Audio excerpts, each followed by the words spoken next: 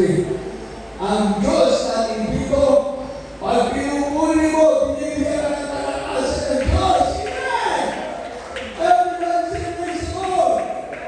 The joy of the Lord is my strength. Amen! Yan ang ating papasalamatan sa mga Panginoon. Imagine, bubuskin ka ng Diyos sa mga pambuhay. O kaya yung ating mga anak, yung ating mga apo. Yung mga nag-umpisa dito sa ating gawain. Yung iba dati, mga buhay pa lang. Mga bata pa sila, nag-umpisa. Nandito sa ating gawain ngayon, hindi na sila mga baby, mga nanay na sila. Imagine, nagsipag-asawa, wala pang pagsikat ng araw, lumubog na ang araw, nagsipag-asawa na. Nagkaroon na ng mga pamilya. Kaya imbis na magamit sa gawain ng Diyos, mga children's choir, hindi na nagpunta sa youth choir. Imbis na mag-finance choir, hindi na rin nagpunta sa finance choir. Nagpamilya na.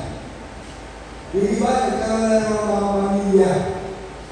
Hinanap na nila yung kanilang makakasama sa hirap at ginhawa. O yan lang eh.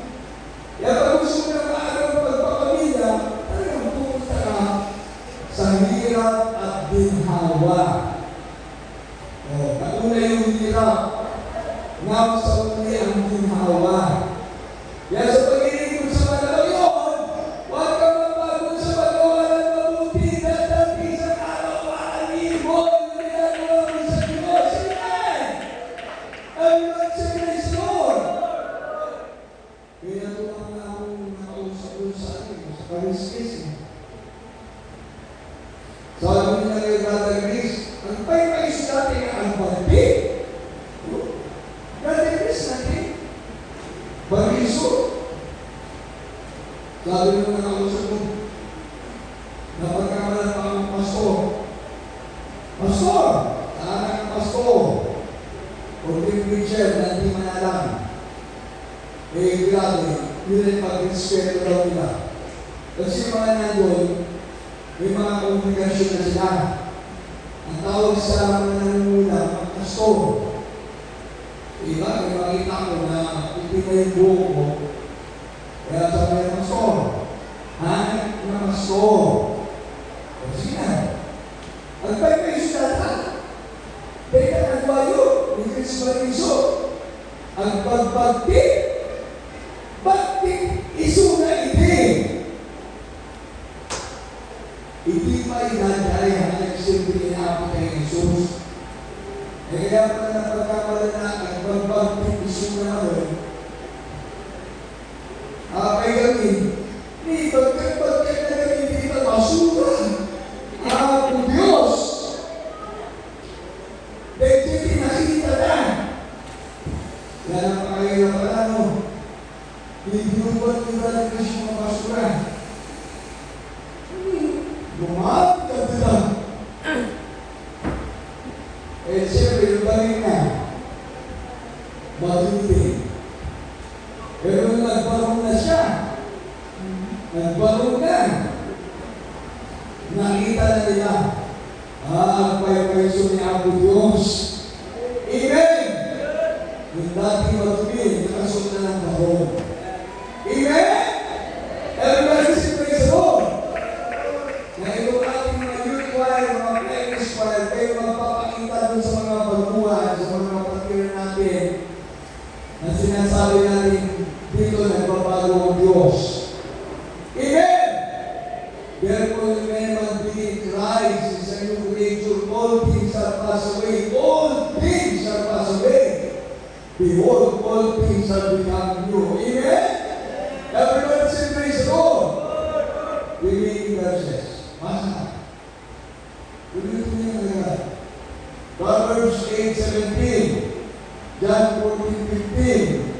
Psalms 40 verse 8. At dun sa mga remaining verses, James chapter 4. Masa. Dito po sa Pagkakalitaan, Kapitulo 8, versikulo CCTV.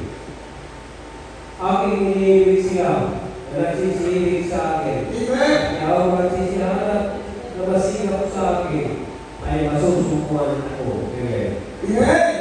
I love them, those who love me. Amen. Iniibig na Diyos ay iniibig sa Kanya. Amen. Kaya kung sinasabi natin, ang Panginoon Yesus ang unang umibig sa atin, magpasalamat tayo sa Diyos. For God so loved the world that He gave His only begotten Son, that whosoever believes in Him should not perish, but have everlasting life. Kaya minabanggit ko si ating Jan. Yung mga children's wife na laging tinutulungan niya, talagang talagang mga well verse. Marami na ng mga versikulo. Kaya dito sa ating gawain, talagang mga children's wife. Mapunta na sila sa pagiging youth wife. Nako, doon nagsitigil. Sumama sa mga sanlibutan. Sumama doon sa mga kaibigan nila sa sanlibutan. Ngayon, hallelujah, kasama na sila sa grupo ng LGBTIQ. Pinrite, makita. Dati mga children's wife, kaya yung mga anak ninyo, huwag niyong pababayaan. Amen! Yung ating mga apo, amen! Maganda na yung mga anak ninyo, mga apo natin, dali dito sa Pastor House, kaya matuto na sila tumutog ng ating mga instrumento. Amen! Everybody say praise the Lord! Kung tingnan mo, yun na sa aking mga apo. Si Beka Bek, mag-uon ka na. Si Andong, nagdagdags na.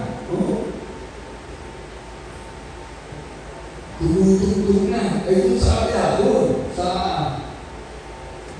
Isaan. Yung aming mga apo doon. Sabi niya, mga instrumentalis na rin. Si Aser ngayon, nakapagsalita ng dulas. Sabi ko na sana hindi ko na lang nag-aaral. Hindi maka-instrumentalis na rin ako. Nadulas. Kahit saan ka nag-aaral, basta ang puso mo malapit sa Diyos, ang Diyos ang gagawin sa iyo. Amen! Kahit anong klaseng instrumento, pwede mong gamitin. Amen! Kaso yung aking mga apulero ngayon, ako, marunong na mag-verse. Alam na nila mag-verse ko ngayon. Ang isa naging father mo yan, si Ezra. Nung araw kahit nung pilit ko kay Ezra, mag-chipis smile na na. Lahat sasabihin ko, sino na mag-verse na? Mamaya pagkakaos mag-verse, pumunta tayo si Galilee. Pagkakaos mag-verse, pumunta tayo sa Matungan. Walang pakialam talaga. Hindi pa nakuling. Talagang hindi pa nakuling. Ngayon, pag hindi siya nabili ng mic, magagalit sa akin. Pero gusto na lagi siya meron reverse pag ating gawain. Amen! Kaya Merkules, Biyernes, Linggo. Nako, sabi ko niya sa akin, Daddy, marami kang utang sa akin sa sarili. Marami kang utang sa akin yung maktulan. Bakit hindi mo sabihin kay Amang sa kaibigan? Amen! Everybody say praise the Lord! Eh, Lord, dati sinasabi sa akin ko na mami, subukan mo naman sabihin kay Amang sa kaibigan. Amen! Everybody say praise the Lord! Kaya grabe. Kaya kung aking mga apo, sabi ko, magtulungan rin. Dapat si Wilber, at si Christian eh. Kasi minsan may mga trabaho kayo eh. Dapat may bigay tutulong ako, may rin yan eh. Amen! Kahit na hindi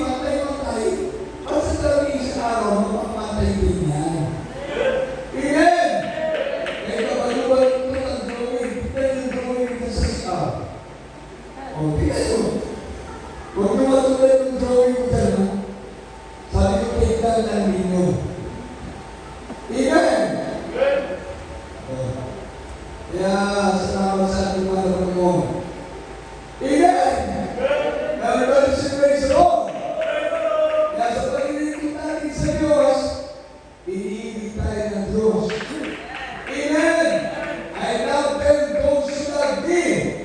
Kaya kung iniibig mo ang Diyos, magpasalamat ka na ang Diyos ay kaunang umibig sa atin. Amen! Everybody say praise the Lord! Lahat tayo ay may calling sa ating mga Panginoon. Pagkatapos sa tingin na malawal ng Diyos, tatanggapin natin ang ating pagkakaligtas ng buhay na wala siya. Everybody say praise the Lord! Remaining of the verses, John 14:15, Psalms 40 verse 8, James chapter 4, 5, 6, 7, 8. Basa ka tuloy. Hallelujah. Nagwala kayo ng 14 versikulo 13. Kung ako ay inyong inibig, kayo tumarin ninyo ang aking mga bukas. Amen! Hindi ka lumalim na. Kung iniibig natin ang Diyos, tutuparin natin ang kanyang mga utos. Amen! Kaya walang tingnan. Kaya hindi ka makamadalo. Amen! Kaya kung iniibig mo ang Diyos, tutuparin mo ang kanyang mga utos. Amen! Kahit na mahirap ka yan. Pag iniibig mo ang Diyos, tutuparin mo siya ang kanyang mga utos sa sinasabi. Amen! Kami ay hindi naman kami nagtutulong sa inyo. Nagbibigay aral lang kami sa inyo karagdagan lang. Na aming sinasabi sa ating gawain para pag-uwi natin yung mga talata ng Biblia natin na babasa. Babasahin ko rin sa inyo mga bahay. Amen! Kaya yung mga ating mga Bible reader, tingnan nyo. Salamat sa mga Panginoon muna, nagkakamali sila. Yung ating mga testimony leader, muna nagkakamali sila. Yung ating mga nagpapaawit natin yung pagkakamali nila. Ngayon, salamat sa Diyos, maayos na ang lahat. Everyone say praise the Lord. Kaya tayo talitan na talitan isang araw. Aalihin natin ang ating mga pinagin. Everyone say praise the Lord. Kaya magkumpleto lang siya, mabuhay na Espiritu Santo na sa atin. We are no over above the law of sin and death. Everyone say praise the Lord. Remaining verses asa. Psalms 40 verse 8. Siguro sa ng Diyos, Salmo, Kapitulo 40, versikulo 8, ganito kong sinasabi. Aking pinaluluhan sundin ang iyong kalooban, O Diyos ko. Oo, ang iyong kautusan ay nasa loob ng aking puso. Amen. Everyone say praise the Lord. Pinaluluhan ng Diyos na ating susundin ang kanyang mga utos. At yung utos na malaki nasa atin ang mga puso mismo. Amen. Bakit? We are now temple of the living God. Ang Diyos natin ang pinaglilingkod ng mga pangyarihan. Ang salita ng Diyos na iwanan sa ating ating parents in the Lord ay nagmanifesto o kumilos ang Diyos sa ating mga buhay. Everybody say praise the Lord. Imagine kung balik ka sa karamdaman mo. Nagbago ka, pinagpala ka. Amen! Yan salamat sa ating Panginoon. Tingnan mo, mga sabi ka pinagpala tayo, mahal na Panginoon. Dahil lang tayo, naging anak ng Diyos. Palakpakan natin ang ating mahal na Panginoon. Mahirap yan ang magyaya na maglilingkod sa Diyos. Mahirap magkumbinsi ng mga tao meron ng sekta denominasyon. Mahirap. Pero ang Diyos natin ay siyang pumipili ng maglilingkod sa Kanya. Ang Diyos ay naabag sa dapat ng kaabagan. Ang Diyos ay naaawa sa dapat ng kaawaan. Amen! Everybody say praise the Lord. Kaya kung tayo meron ng mga patotoo, meron tayong living testimonies, meron tayong mga iwala at diwa ng Diyos. Basahin natin ngayon sa James chapter 4, 5, 6, 7, 8. James chapter 5, 7, 8, 9, 10, 11. Tuloy ang basa. Dito po sa aklat ng Santiago, Kapitulo 4, Versikulo 5 hanggang 8. Dito po ang sinasabi, "O iniisipagan ninyo na ang kasulatan ay nagsasalita ng walang kabuluhan. Hallelujah. Ang Espiritu baga na pinatira sa atin ay nagnanais hanggang sa kapanagilian. Ngunit siya ay nagbibigay ng lalong biyaya. Kaya sinasabi ng kasulatan, ang Diyos ay sumasangsang sa mga panalo. Amen. Na dapat nagbibigay ng biyaya sa mga mapagpakumbaba. Hallelujah. Pasama ka kayo sa Diyos, na dapat magsasalansang kayo sa Diablo at nakakasiya sa inyo. Amen. Magsilapit kayo sa Diyos at siya ay lalapit sa inyo. Hallelujah. Magbihis kayo ng inyong mga kamay, kayong mga makasalanan, at tagisayin ninyo ang inyong mga puso, kayong mga may dalawang akala." Amen. Everybody say praise the Lord. Hindi nyo lumalag, sinasabi nga natin palagi, if you draw nigh to Him, He will draw nigh to you. Pag lumapit kayo sa Diyos, ang Diyos ay lalapit sa iyo. Pasakot nga kayo sa Diyos, na naman magsisalansan kayo sa Diablo, at tatakas siya sa inyo. Pag sinapit kayo sa Diyos, at siya ay lalapit sa inyo, everybody say praise the Lord. Kaya walang pagkalugi ang paglilingkod natin sa mga Panginoon. Tingnan yung ating natapos na panagay musil sa Kaliskis. Yung ating schedule dati, Sabado Linggo, tapos na tayo. Pero mahal tayo mabait. Pinipulutan tayo maagamit ng Lunes. Nandun pala yung mga iniligtas ng Diyos ng Lunes. Amen! Nandun pala yung pag-iimalaan ng mga Panginoon. Amen! Nandun pala yung tatawagin ng mga Panginoon. Siyempre, araw ng Lunes, papasok na yung mga tao, yung mga trabaho. Pero tingnan nyo, yung mga nandoon. Ngayon, ang ating prayer sa kanila, kung sila na pagkakataon naman kayo, makasama natin sa ating barangay kusig sa Quirino. Amen! At ipamalok natin yung mga nasig sa Kabaguan, ipamalok natin yung mga nasig sa Kaliskis, dadalhin naman natin ngayon sila sa Quirino. Amen! Sa barangay Quirino, Bangkotan, Overport, sa magandang lugar, para sa mga kaluluwa na iniligtas ng Diyos, kaya yung ating mga kapatiran. Ayan, ito ay isang malaking lugar, magandang lugar, na kung saan kahit na 500 hanggang 1,000 katao, kaya doon sa lugar na yan sa loob. At pinagpala tayo ng mga Panginoon. Salamat sa ating barangay, ordinary barangay Campi, Rulago, Kasipit, Secretary, hallelujah, ng barangay Barangayos, hallelujah. Yung mga opisyal sa mga barangay ay nalalapitan na agad at nahihipo ka lang ang puso. Amen? Yan ay blessing sa atin. Amen? Bakit pinasabi na sila tinagamit ko ng uutusan kung sila yung uutusan ko? Minsan nga, inutusan ko si Brother Chris, si Brother Oliver, sila Andrew.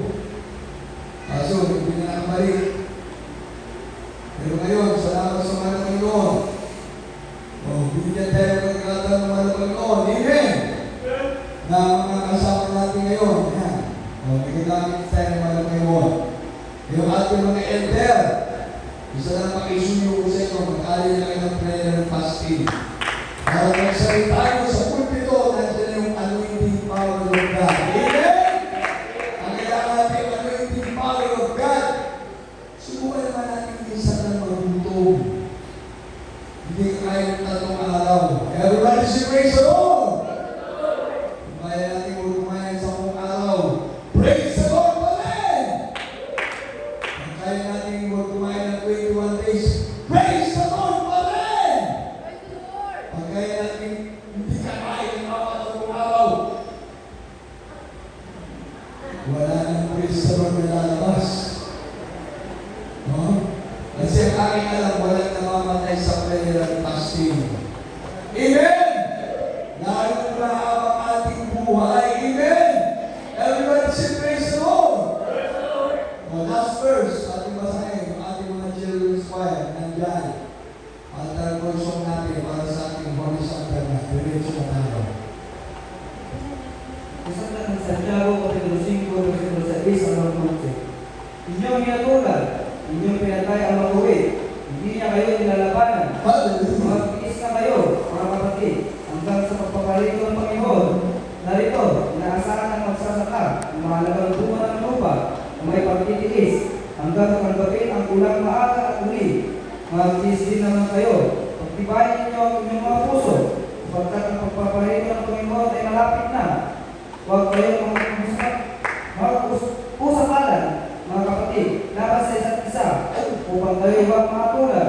Narito, ang hukom ay nakatayo sa harapan ng mga pinto. Kunan ninyong halimbawa ng pagbabara at ng pagtitiis. Mga kapatid, ang mga propeta na nagsalita sa pangalan ng Panginoon. 11. Narito, tawag natin mapagpalad ang mga pagtitiis.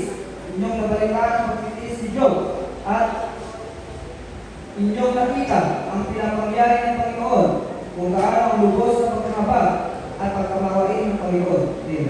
Amen. Everybody say praise the Lord. Tingnan nyo, meron halimbawa talaga sa ating parents sa Lord dyan. Yung ating mga kapatiran, yung ating mga nandyan sa iba't ibang outreach station. Nandyan. Sabi rito, sa versikulo 10, kunin ninyong halimbawa ng pagbabata at ng pagtitiis, mga kapatid, ang mga propeta na nagsipagsalita sa pangalan ng Panginoon. Narito pinatawag natin mapapalad ang mga nagtitiis. Everybody say praise the Lord.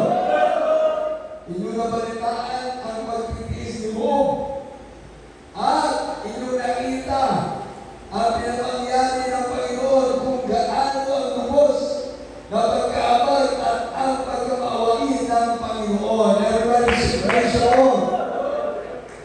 Kaya sa katauhan ng ating beloved parents in the Lord, nandyan, ipinakita nila yung kanilang pagtitiis sa benepisyo, yung kanilang marugdog na panalangin, pag-aayuno, pagsunod sa ating mga Panginoon, lahat na kalang iniwang puro. Siyempre, nakita nila ng prayer and fasting. Amen! Marugdog na panalangin at pag-aayuno. Kaya salamat sa ating parents in the Lord, na nandyan yung kanilang sakripisyo. Kaya kung ating titignan yung mabutihan ng Diyos, sabi ng Biblia, looking unto Jesus, the author and finisher of our faith. Amen. Ang ating titignan yung mga mabuting gawa ng Diyos sa ating parents in the Lord. Siyempre sa ating mga nandiyan na mga magkagawa, meron mga mabuting bagay na ginawa sila sa ating mga Panginoon. Amen. Hindi na tayo magsasakripisyo kung wala tayong natanggap ang biyaya at pakinabang sa Diyos. Kaya salamat sa ating mga Panginoon. Ang Diyos ang unang umibig sa mga isip ating. Maraming natin ang mga Panginoon. Kaya salamat ang mga Diyos na ino. Magkaisa tayo para sa ating pagpupuli sa mga Panginoon. Hallelujah. Prepare natin mga sarili. Para sa ating pumangari ng mga Diyos. Hallelujah. Hindi man natin nakasama ilan sa ating mga kapatiran, wala ngayon, pero natin naman mga nagagdag ng mga Panginoon para sa ating gagawa. And a song of praise to this Jesus. Let us worship this Jesus. Hallelujah sa lahat ng mga anak ng Diyos na ito. Ating mga children's choir na nandito sa ating buhay, pati mga galing sa kanila, ating mga magkaisa para sa ating pagpupuli sa ating pinagmamahal ng Jesus. Hallelujah! I-concentrate natin ang ating mga isip, ang ating puso